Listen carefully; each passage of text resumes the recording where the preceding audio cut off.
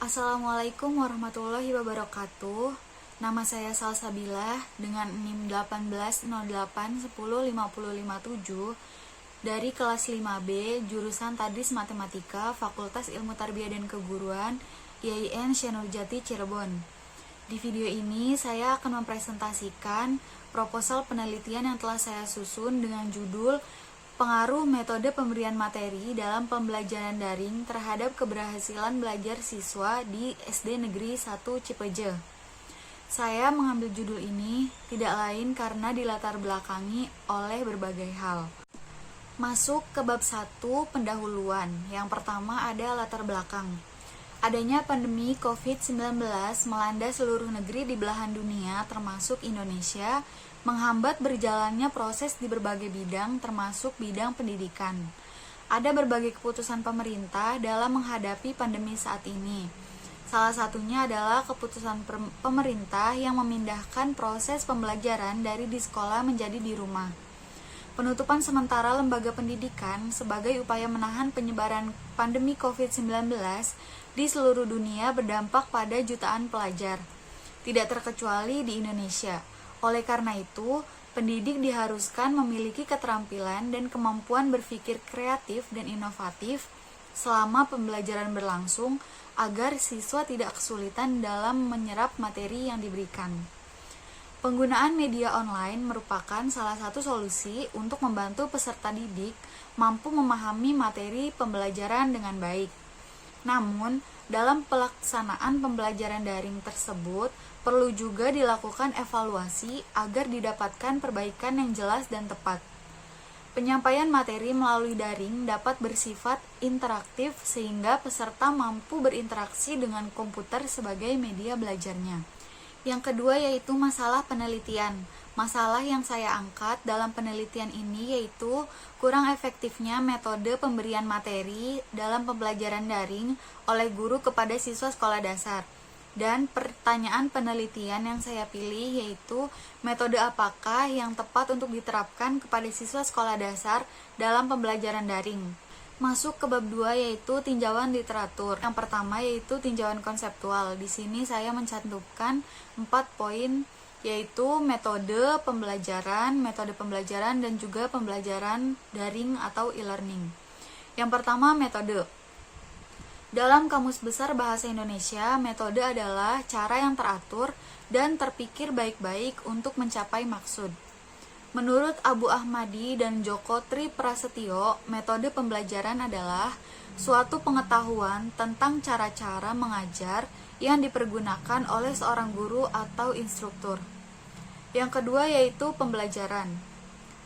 Makna pembelajaran dalam Kamus Besar Bahasa Indonesia adalah proses, cara perbuatan menjadikan orang atau makhluk hidup belajar.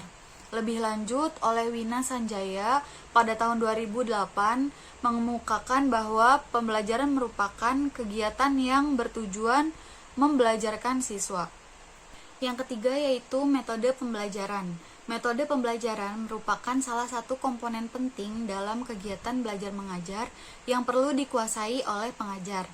Istilah metode kadang-kadang tertukar dengan istilah pendekatan atau teknik pembelajaran. Pemilihan metode pembelajaran tentu saja tidak dapat dilakukan dengan baik bila pengajar tidak mengetahui metode pembelajaran yang ada. Dengan menggunakan variasi beberapa metode diharapkan tidak membosankan bagi pembelajar, serta dapat mengatasi masalah yang dihadapi oleh pengajar pada situasi atau kondisi tertentu dalam melaksanakan kegiatan belajar mengajar. Dana Sasmita tahun 2009. Dan yang keempat yaitu pembelajaran daring atau e-learning. Istilah daring merupakan akronim dari dalam jaringan, yaitu suatu kegiatan yang dilaksanakan dengan sistem daring yang memanfaatkan internet. Menurut Bill Fakih dan Komarudin tahun 2015, pembelajaran daring merupakan program penyelenggaraan kelas pembelajaran dalam jaringan untuk menjangkau kelompok target yang masif dan luas. Trom dalam Kuntarto tahun 2017, pembelajaran daring adalah pembelajaran yang menggunakan teknologi multimedia, kelas virtual, CD-ROM, streaming video, pesan suara, email, dan telepon konferensi teks online, animasi, dan video streaming online. Sementara itu, Rosenberg dalam Alimuddin, Tawani, dan Najib tahun 2015 menekankan bahwa e-learning merujuk pada penggunaan teknologi internet untuk mengirimkan serangkaian solusi yang dapat meningkatkan pengetahuan dan keterampilan. Pembahasan yang kedua yaitu tinjauan teori. Teori yang berkaitan dengan penelitian ini yaitu teori kognitif. Proses belajar akan berjalan dengan baik apabila materi pelajaran yang diberikan secara berkesinambungan dan beradaptasi dengan tepat dengan struktur kognitif yang telah dimiliki siswa sebelumnya. Dalam teori ini, ilmu pengetahuan tersebut akan dibangun dalam diri seseorang melalui proses interaksi yang berhubungan dan berkesinambungan dengan lingkungan. Proses ini tidak berjalan sepotong-sepotong, melainkan bersambung dan menyeluruh. Guru bukanlah sumber pembelajaran utama dan bukan kepatuhan siswa yang akan dituruti dalam teori ini, melainkan refleksi mengenai apa yang dilakukan siswa dan mengenai apa yang diperintahkan dan dilakukan oleh guru. Evaluasi dalam teori belajar ini bukanlah bertumpu pada hasil, namun pada seberapa sukses siswa mengorganisasi pengalaman belajar yang didapatnya. Pembahasan yang ketiga yaitu tinjauan hasil penelitian terdahulu. Di sini saya mengambil 4 penelitian terdahulu.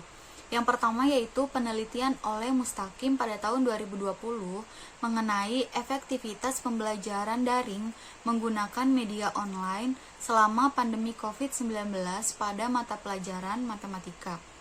Kesimpulan dari penelitian tersebut yaitu inovasi pembelajaran yang dilakukan oleh guru matematika, yakni dengan menggunakan media online, membantu peserta didik menjalani pembelajaran daring selama pandemi COVID-19 ini. Sebagian besar peserta didik menilai pembelajaran matematika menggunakan media online sangat efektif, meskipun ada juga peserta didik yang menganggap pembelajaran daring tidak efektif.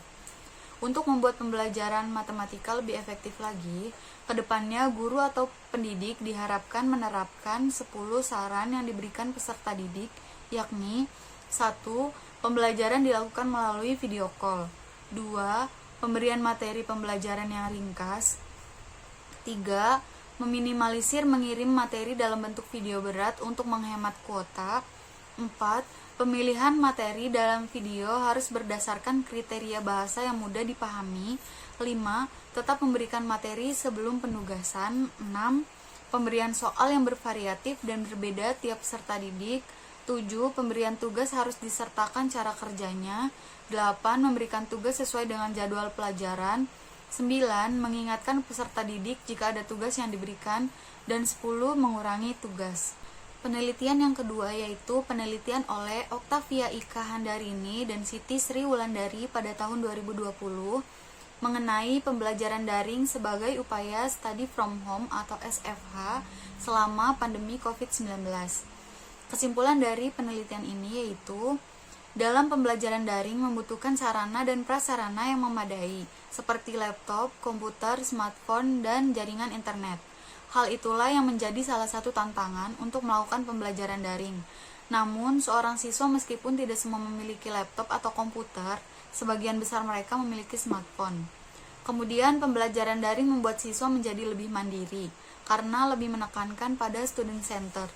Mereka lebih berani untuk mengemukakan pendapat dan ide-idenya, serta pemerintah juga telah menyediakan beberapa platform yang dapat digunakan peserta didik untuk belajar. Penelitian yang ketiga yaitu penelitian oleh Nisaul Hoiroh tahun 2020 mengenai efektivitas pembelajaran daring atau e-learning dalam pandangan siswa.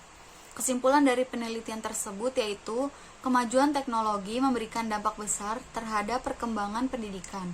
Para pendidik memanfaatkannya untuk mempermudah proses belajar mengajar serta meningkatkan kualitas pendidikan. Dan yang terakhir yaitu penelitian oleh Wahyu Aji Fatmadewi mengenai dampak COVID-19 terhadap implementasi pembelajaran daring di sekolah dasar. Kesimpulan dari penelitian ini yaitu COVID-19 begitu besar dampaknya bagi pendidikan untuk memutus rantai penularan pandemi COVID-19. Pembelajaran yang biasanya dilakukan di sekolah sekarang menjadi belajar di rumah dengan menggunakan berbagai macam aplikasi seperti Ruang Guru, Classroom, Zoom, Google Doc, Google Form, maupun melalui grup WhatsApp. Kegiatan belajar dapat berjalan dengan baik dan efektif sesuai dengan kreativitas guru dalam memberikan materi dan soal latihan kepada siswa. Untuk anak sekolah dasar kelas 1 sampai 3 belum dapat mengoperasikan gawai. Maka dari itu dibutuhkannya kerjasama antara guru dan orang tua. Untuk orang tua yang bekerja sehingga tidak bisa mendampingi anak saat belajar, dapat memberikan jadwal-jadwal belajar khusus agar bisa belajar seperti siswa yang lainnya.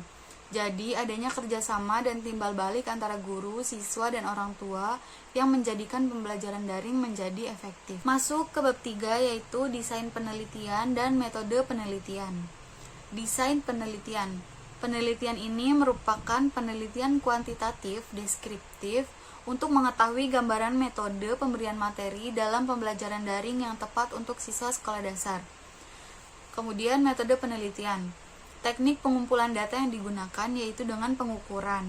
Instrumen pengumpulan data menggunakan kuesioner dan tes hasil belajar. Sumber data yaitu siswa dengan tes secara langsung dan menggunakan data sekunder yang tersedia di bagian akademik sekolah.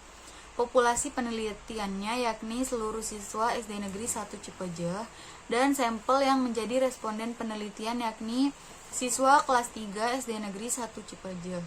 Teknik analisis data menggunakan uji T independen. Sekian yang dapat saya presentasikan, kurang lebihnya saya mohon maaf. Billahi taufik wal hidayah. Wassalamualaikum warahmatullahi wabarakatuh.